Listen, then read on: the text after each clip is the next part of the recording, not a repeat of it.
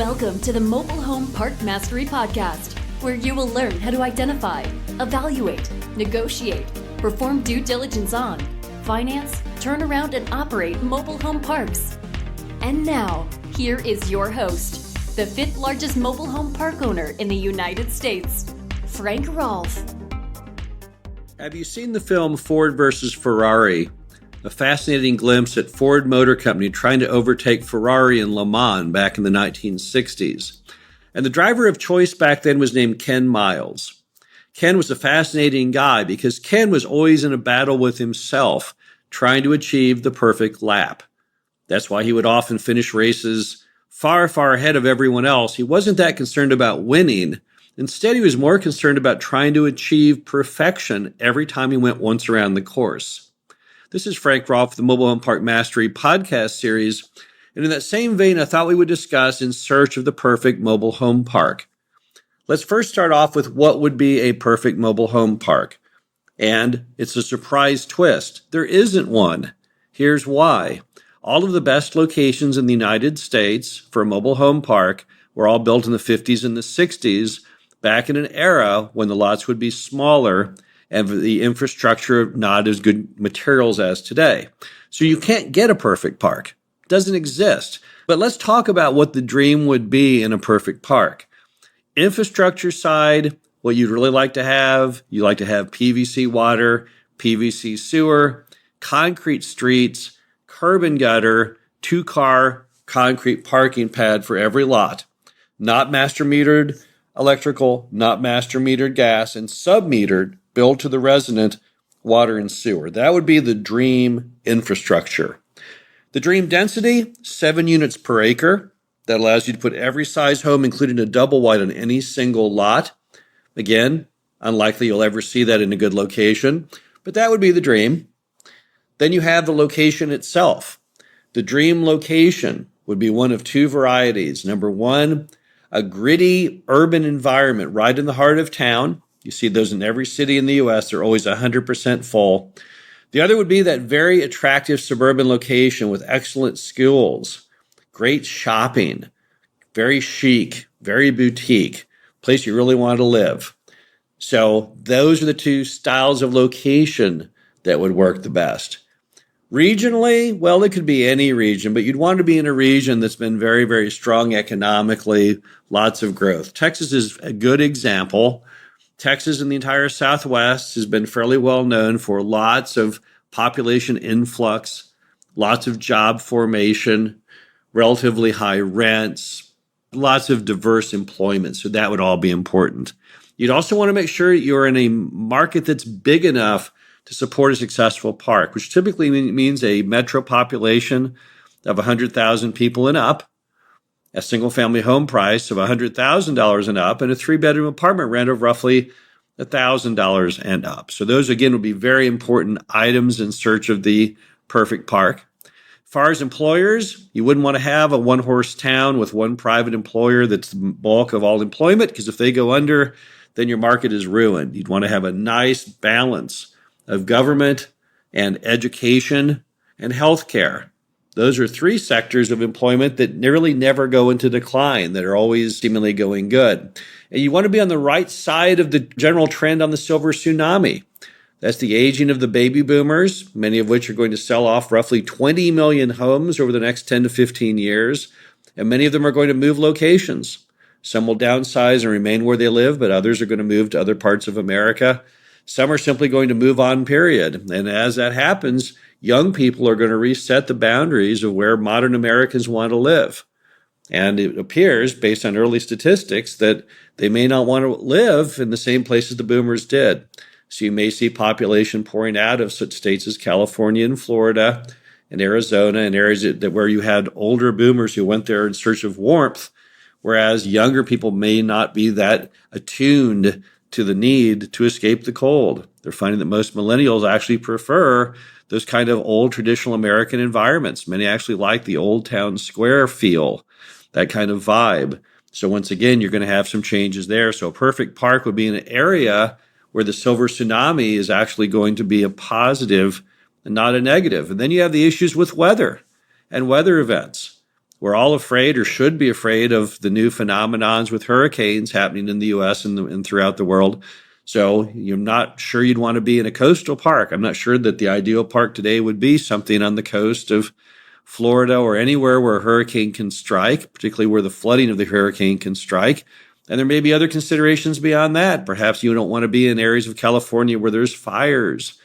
It all depends on where you think the future of weather is going, but you don't want to be on the bad side of that curve. And then what about the states themselves? Well, you want to feel as a mobile home park owner that you're protected by the law, and you want to feel that you're in a law that's fairly conservative, that doesn't really bend down to such issues as rent control and seizure of property. And so you typically are going to want to be in states that have a fairly conservative state government and fairly conservative laws. And then on top of that, you'd want to be in an area that has also a very strong MHA, or Manufactured Housing Association. People who behind the scenes are always looking out for your interests, making sure that things don't happen that injure your ability to have freedom to charge whatever rent you feel fit, and additionally, freedom to feel that you will not suddenly be on the wrong side of some new law, such as an attack on grandfathering or condemnation. So being in a conservative state would also be important.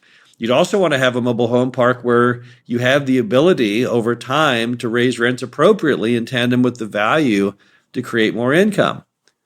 It just makes complete sense. If you have a mobile home park with a rent of $250 a month, the market's at $350, and it's still insanely cheap on a community perspective, that would be a more attractive rent for you than one that's already very high, maybe $600, which is fully at market rent, and you're not sure how much more you can push it. So that would be another issue. Another item you would have in the perfect park is going to be the ability to some degree to fill lots. Another way to create value with mobile home parks is to fill those vacant lots. And we all know there's massive demand for affordable housing, so that should be achievable. So that can definitely be done. So that would also be important. And then let's just move on to economics in general. The perfect park today would start life off at a 3-point spread between the cap rate and the interest rate. And that's because a 3-point spread is the magical path to a 20% plus cash on cash return. So the reason apartments and other sectors can no longer get you those kind of high levels of return is they've lost the spread. So what happens, for example, in apartments today, the cap rate is often only fractionally higher than the interest rate on the loan. If the interest rate's at 5, many apartment deals are now selling at a 5.5 cap or a 6.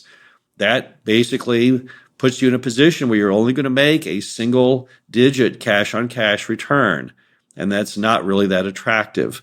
So mobile home parks are one of the few sectors of real estate, if not the only sector remaining, that you can get that 3-point spread, and that 3-point spread is what gets you to 20% cash-on-cash return. The perfect park would also be financeable day one, preferably with non-recourse debt. The ways you can obtain non-recourse debt: number one, seller financing. Number two, what is called conduit debt, also known as CMBS, commercial mortgage-backed security.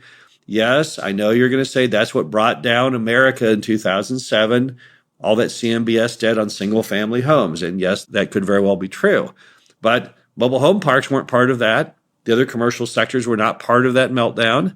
Never have. They've always been held to much different, more conservative standards in single-family. There's nothing wrong with CMBS debt, but it's also non-recourse.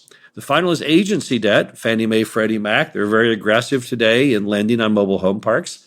In fact, they represent more than 50% in dollar value of every mobile home park financed in the year of 2019. So the perfect park would have financing that starts off non-recourse. It would also be fixed interest rate.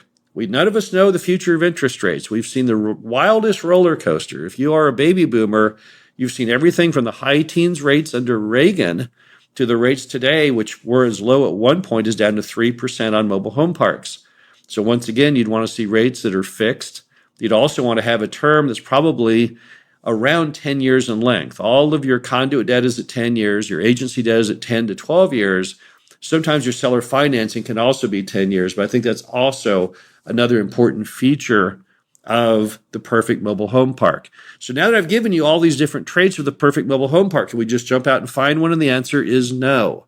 You'll never find a mobile home park that meets every trait that I just gave you. You'll find things that meet some of them great location, great economics, all the other numbers are perfect, but yet the lots are smaller, certainly smaller than the density of 7 units per acre. You'll find another deal that's got all of the density issues, the piping issues perfect, but the location isn't that good because you're maybe a little bit far out of town, and therefore that's not there. But you don't have to be that concerned about finding the perfect park, because the good news is the ones that aren't perfect all perform perfectly fine. It's just an attitudinal issue that you simply can't find it. If you start your quest and you say, I only have X dollars in capital and I will not invest this money unless I find the perfect park, you may never find one, because I've never seen the perfect park. Even those parks out in California there on the beach, they always have problems with their utilities and lot sizes and all those kinds of issues. So you're just never going to find probably the perfect park. But the key item is, what is the perfect park for you? What are you trying to achieve? For most people, you're trying to achieve a 20% cash-on-cash return on a conservative property that will never give you any problems or let you down or cause you any heartache. And that's out there in abundance. So again, when you're looking for the perfect park, it's good to be like Ken Miles to try and find the perfect park, but you have to be reasonable. And instead of looking for the perfect park, look for the perfect park just for you. That is attainable. The perfect park itself simply doesn't exist. This is Frank Rolfe, the Mobile Home Park Mastery podcast series. Hope you enjoyed this. Talk to you again soon. Thank you for listening to the Mobile Home Park Mastery podcast. Be sure to visit us at mhpmastery.com to subscribe to the show, read our show transcriptions, and access all of our great information on mobile home park investing.